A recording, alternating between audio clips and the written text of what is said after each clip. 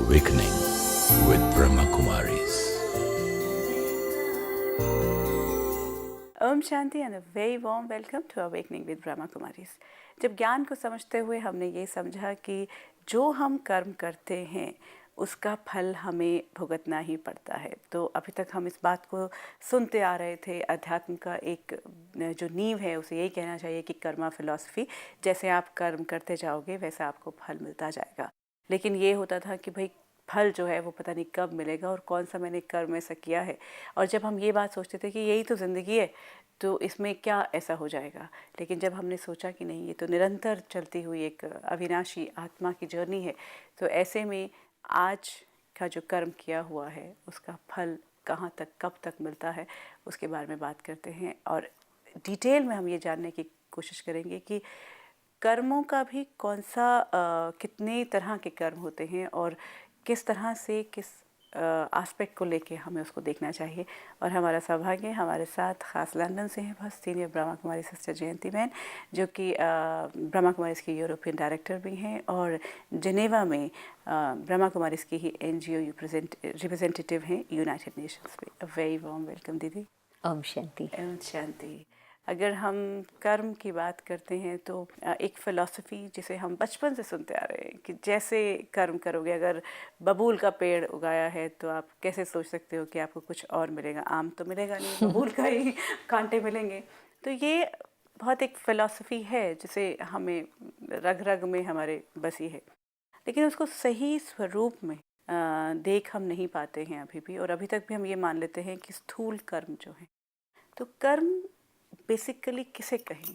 आपने ठीक कहा कि अब तक हम सोचते थे कि जो हाथों से काम किया जाता है उसी को ही कर्म माना जाता है, परंतु आप सोचो कि ये यदि हम उसको कॉज एंड इफ़ेक्ट कहें, बीज और फल कहें या एक्शन रिएक्शन कहें, तो न सिर्फ जो मैंने अपने हाथों से किया है उसका हमें रिज़ल्ट मिलता, परंतु जो हम मुख से बोलते हैं, जिस तरह की हमारी भाषा होंगी, हमारे बोल होंगे, उस तरह का हमें वो भी रिज़ल्ट आएगा।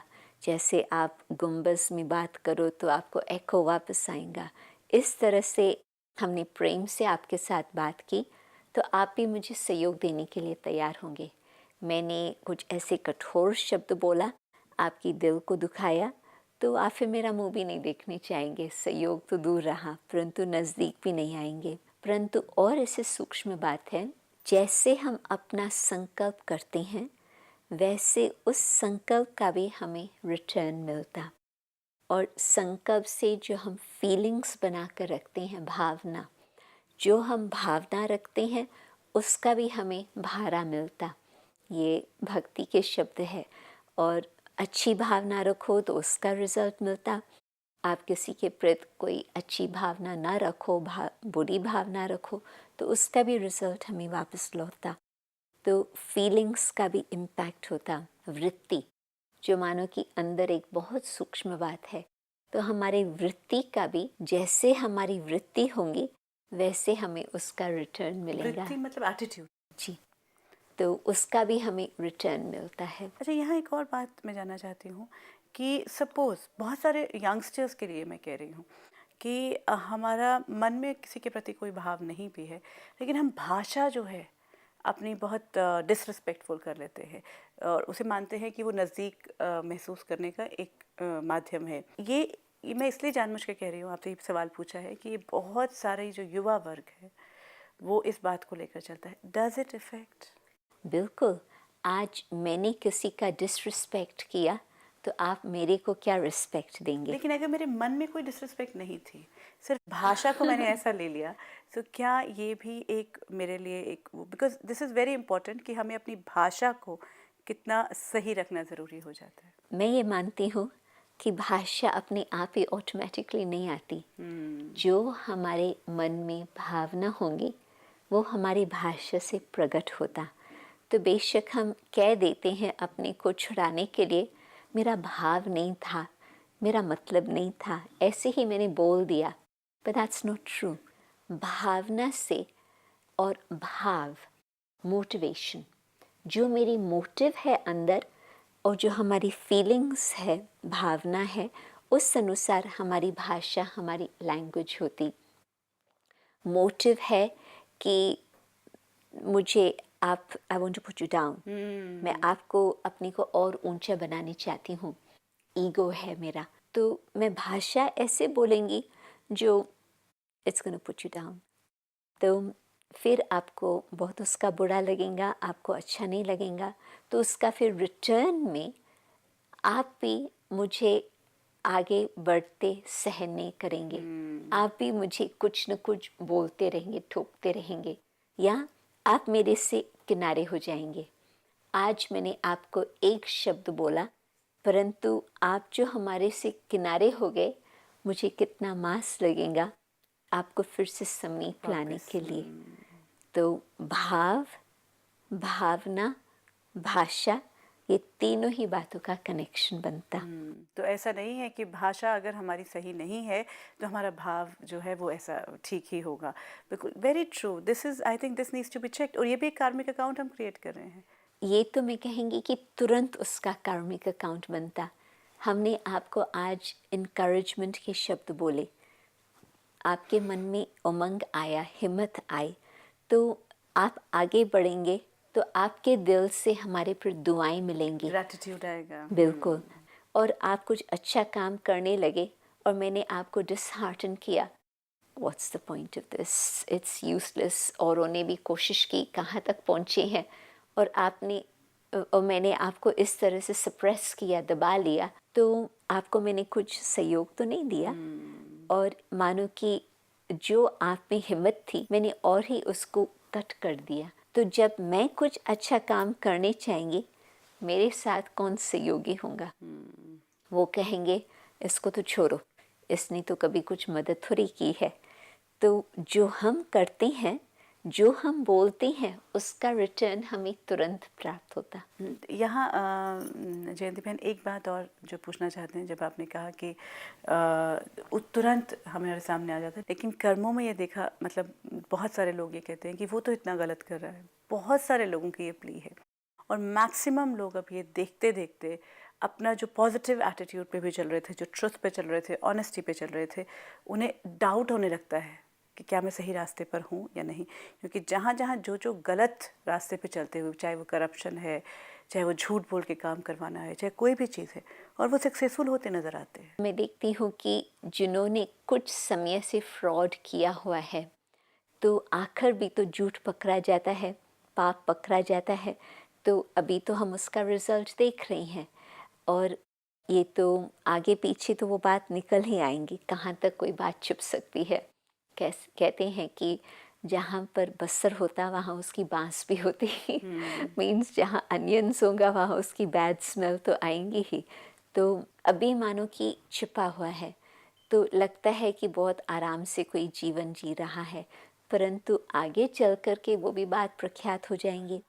उसमें भी एक और बात मैं देखती हूँ, मैंने आज गलत काम किया और आपसे छुप गई बात, और गवर्नमेंट से भी छुप गई, परंतु रात्रि को वो बात मुझे खटखट करने आएंगी, मुझे नींद करने नहीं देंगी, मुझे रात को गोलियां खा कर के सोनी पड़ेंगी। जिस समय रात्रि को हम सोते हैं, उस समय मैं और मेरा विवेक, उसका आपस में डायलॉग चलता। तो उस समय हम एक्सक्यूजेस नहीं दे सकते हैं कि इस कारण से, उस कारण से, उसने ये किया, उसने ये किया। उस घड़ी मैं और मेरा विवेक आपस में डायलॉग करता कि ये मुझे करना चाहिए था या नहीं करना चाहिए था। या जिस समय कहते हैं कि जीवन के अंत में हम धर्मराज के सामने आते हैं, और मैं मानती हूँ कि कर्म का लेखा का हिसाब किताब भगवान के सामने हमको ज़रूर चुकतू करना होगा। कहीं इस बात को माने या न माने, मेरी तो दिल इस बात को मानती है। तो जिस समय आत्मा परम आत्मा के सामने आती, अपना लेखा सामने है, उस घड़ी हम क्या एक्सक्यूज़ दे सकते हैं, क्या कारण दे सकते हैं। उस घड़ी में ये नहीं कह सकती कि फलाने ने ऐसे किया, या ये बात ऐसे हुई, या ये कारण ऐसे बना। नहीं, जो हिसाब किताब है वो मेरा पर्सनल हिसाब किताब है, न कि दूसरे किसका हिसाब किताब। तो वो हिसाब किताब फिर मुझे ही चुकतू करना है, उसमें और कोई मेरा साथी संगी नहीं हो सकता। यहाँ एक मैं आपके साथ शेयर करना चाहती हूँ कि जीवन में भी जो ऑनेस्टी के रास्ते पर चल रहा है, या जो जो पुलिस ऑफिसर भी है, या कोई भी अगर हम देखते हैं सीनियर ऑफिसर, या जो बिल्कुल सही रास्ते पर है, वो ये बोलते हैं कि मैं तो इतनी मेहनत कर रहा हूँ और दूसरे व्यक्ति में कोई भी आसपास मुझे नहीं नज़र आ रहा और मैं उनका दुश्मन बन जाता हूँ। I know very very honest officer, government officer, जो हमेशा इस बात पे रहते थे कि मैं ऑनेस्ट रहूँगा, करप्शन नहीं, बिल्कुल नहीं करूँगा। पूरा का पूरा क्वाइट्री जो थी गवर्नमेंट ऑफिस की, वो उनके अगेंस्ट हो गई क्योंकि वो नहीं लेते थे, और ultimately he had to move over and was transferred. उनके बच्चे यहीं रहे और वो वहाँ ट्रांसफ़र हुआ, तो उनका कोई भी बहुत अच्छा होता हुआ नहीं नज़र आया। मतलब एक जनरल मैं ये कहना चाह रही हूँ, the 15 years I saw him being in the office. So this is what I want to say. It's not only me. Lot of people are asking this question. आप समझ जाओ कि अभी जो समय चल रहा है ये है कलयुग, और मैं तो कहेंगी न सिर्फ कलयुग है, परंतु कलयुग की अंतिम घड़ियाँ चल रही। क्यों? क्योंकि कोई भी बात अति में जाती है, वो सिग्नल होता है कि उसका अंत आने वाला है। तो कलयुग में अब हर बात अति में जा रही है। झूठ, चोरी, पाप, क्रोध, आद आद आद, जो पहले बातें नहीं सुनते थे वो आजकल सामने आ रही है। तो एक्सट्रीम में आकर के फिर मैं मानती हूँ कि कुछ विश्व में परिवर्तन ज़रूर होगा, परंतु मेरा कर्म मेरे साथ चलेगा। वो जो मेरा संस्कार बना वो मुझे आगे चल कर के काम आएगा।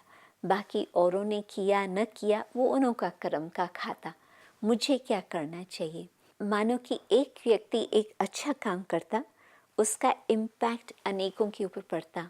मानो आज मैंने आम का बीज डाला, वो कुछ वर्षों के बाद, तुरंत तो नहीं, कुछ वर्षों के बाद मुझे भी फल मिला, परंतु इतना फल निकलेगा जो मैं सारा नहीं खा सकेंगी।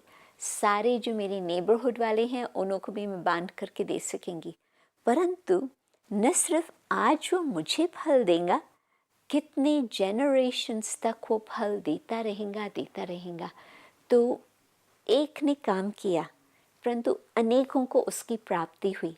तो ये मैं न सोचूं कि और क्या कर रहे हैं, परंतु मेरे से जितना हो सके मैं अपना तन, मन, धन, समय, श्वास सफल करती जाऊं भगवान के प्रति। बिल्कुल। और यही एक और जो सवाल आता है कर्म फिलॉसफी को लेके, वो ये कि अभी मैंने जो एग्जांपल लिया कि मैंने उन एक ऑफिसर को देखा जिन्होंने 15 साल तक मैंने देखा था उनको कि वो ऑनेस्टी के उस पर रहे, और तब भी उनकी ज़िंदगी में कुछ बहुत अच्छा परिवर्तन नहीं आता गया, जबकि वो बहुत ही ऑनेस्ट थे।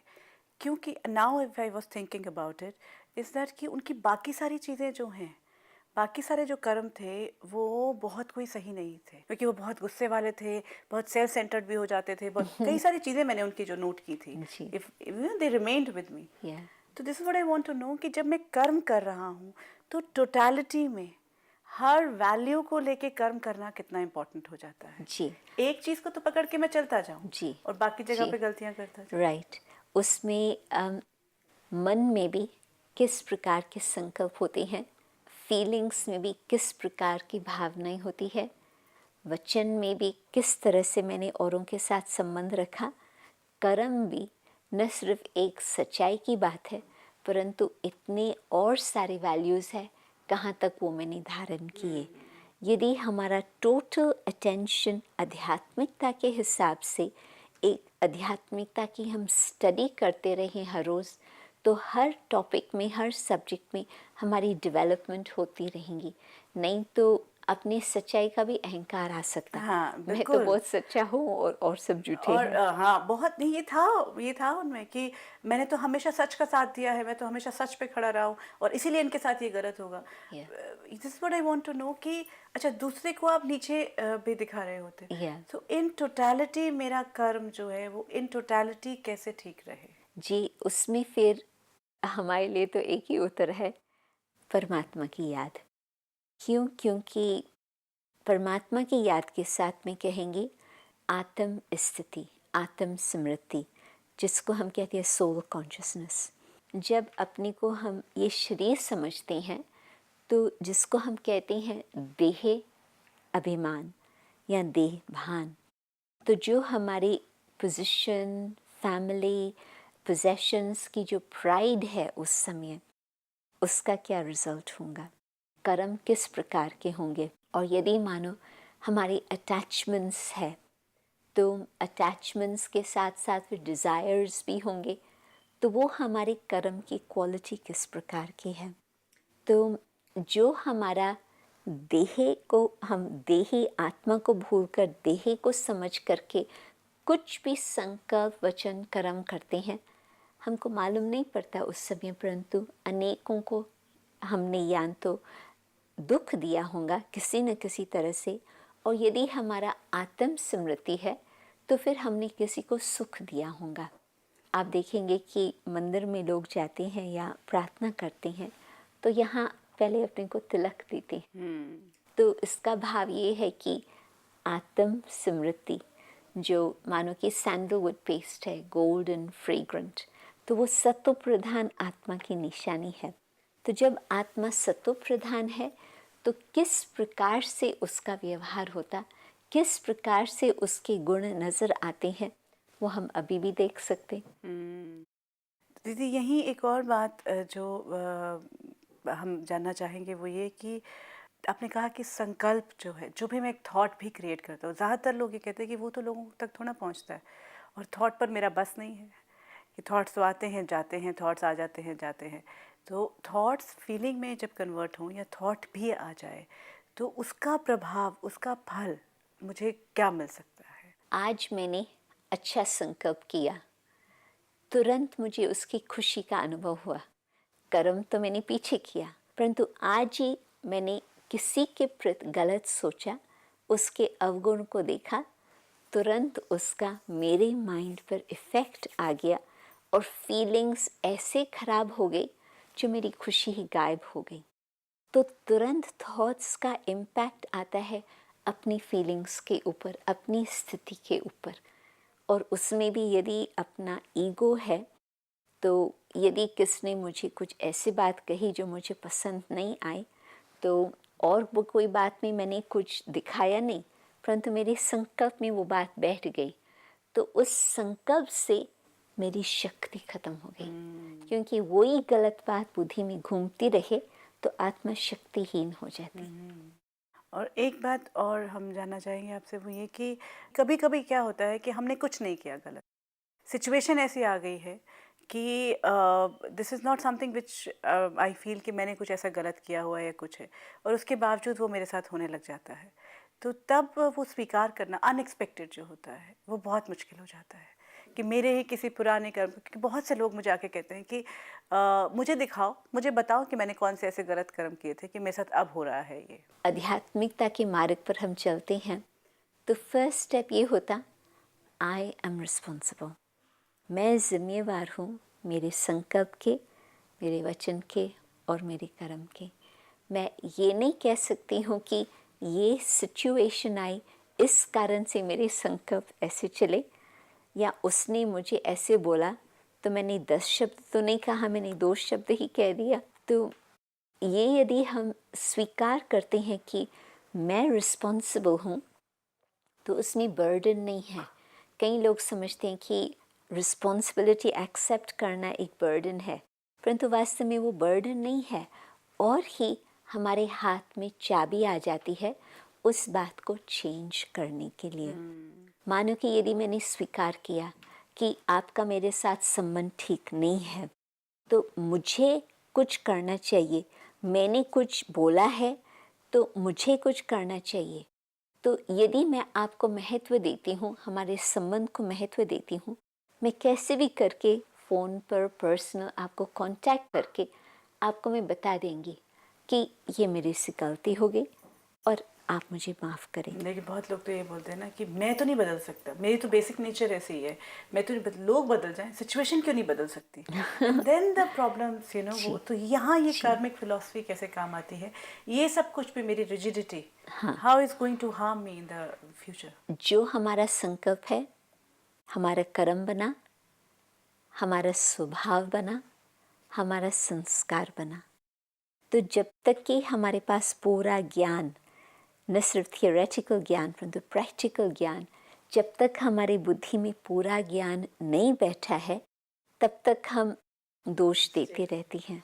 और जब पूरा ज्ञान बैठ जाता तो फिर हमारे कर्म में परिवर्तन क्या आता कि ये जो काम, क्रोध, लोभ, मोह, अहंकार आदि हम उनसे छुटकारा पा सकते हैं। तो यही बात होती है कि हम रिस्पॉन्सिबिलिटी एक्सेप्ट नहीं कर पाते, परंतु स्पिरिचुअलिटी का फर्स्ट स्टेप है I am the creator of my thoughts, I am the creator of my feelings, I am the creator of the situation here. And I am also the creator. I mean, I am the doer of all the karmas I do. No one else comes. एक और बहुत वक्त नहीं है हमारे पास, एक चीज़ जो बहुत सारे लोग कहते हैं कि जब परमात्मा ने सब कुछ करवा रहे हैं तो जो सारे कर्म मैं कर रहा हूँ वही तो करवा रहा है। कई बार लोग बोलते हैं कि आप कहते हो कि भाई ड्रामे का हर सीन ठीक है, वह कल्याण के लिए सही है, बिल्कुल परफेक्ट है, तो फिर ठीक है, मैंने जो किया उसी ने तो करवाया और वो परफेक्ट ही होगा।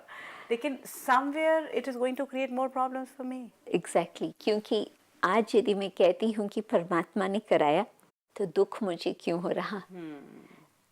कर्म फिलॉसफी में 4 बातें मानी जाती है: health, wealth, happiness and intelligence. ये 4 बातें कर्म के हिसाब से आत्मा को प्राप्त होती। तो आज हमारी हेल्थ ठीक नहीं है तो मैंने कौन सी गलती की, इस जन्म में या पूर्व जन्म में? वेल्थ आज हमारे पास है, कल ख़त्म हो जाता, आधा हो जाता। तो किस समय मैंने वो कर्म किया मुझे मालूम नहीं होता, परंतु ज़रूर देह भान में कर्म किया तभी वो चीज़ गुम हो गई। Health, wealth and relationships. Relationship से हम चाहते हैं कि हमको प्यार मिले, हमको खुशी मिले, परंतु रिलेशनशिप से और ही हमको दुख मिलता रहता है। हम उसमें नाराज़ रहते हैं, हम डिसकंटेंट रहते हैं। तो उसमें हमको अपने को क्या समझाना है कि कोई भी परफेक्ट नहीं बना है, हर एक अपना पुरुषार्थ कर रहा है। तो यदि मैं अपनी तरफ से उस व्यक्ति को भी अपोलोजाइज करूं और यदि मैं उनसे फिर संबंध अच्छा रखने का संकल्प करूं तो वो मेरे लिए भी फ़ायदा, परंतु फिर जो सेवा का क्षेत्र है उसमें हम सहयोगी बन करके रह सकते हैं। और फोर्थ जो है वो हैप्पीनेस की बात है। Yes, intelligence. क्योंकि संबंध में ही लव एंड हैप्पीनेस आ गया। क्योंकि मैं अकेला कोने में बैठा हूँ और मैं कहूँ मैं हैप्पी हूँ, नॉट प्रूफ ऑफ दैट।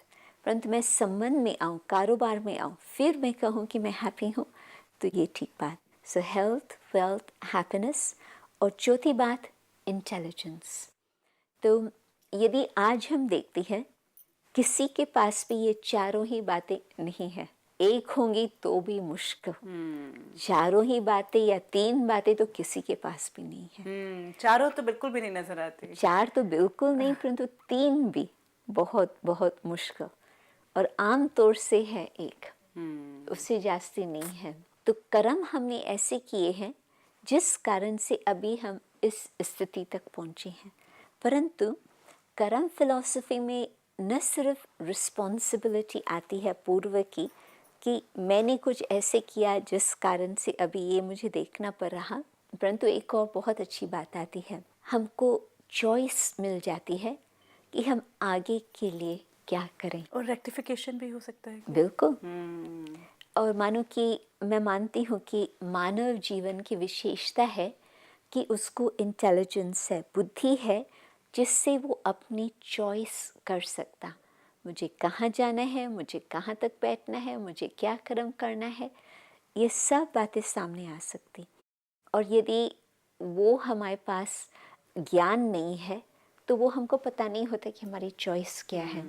और यदि मानो कि ज्ञान भी है और हमने चूज़ भी कर लिया, परंतु इतनी हमारे में वो विल पावर नहीं है कि हम उसको इम्प्लीमेंट कर जी पाए। जी, तो वो भी फिर कंप्लीट नहीं हो पाता। इस कारण से मेडिटेशन और कर्म फिलॉसफी का भी गहरा कनेक्शन है। कर्म में परिवर्तन लाने के लिए परमात्मा के योग के द्वारा, याद के द्वारा हमें कर्म में परिवर्तन करना होगा। बिल्कुल।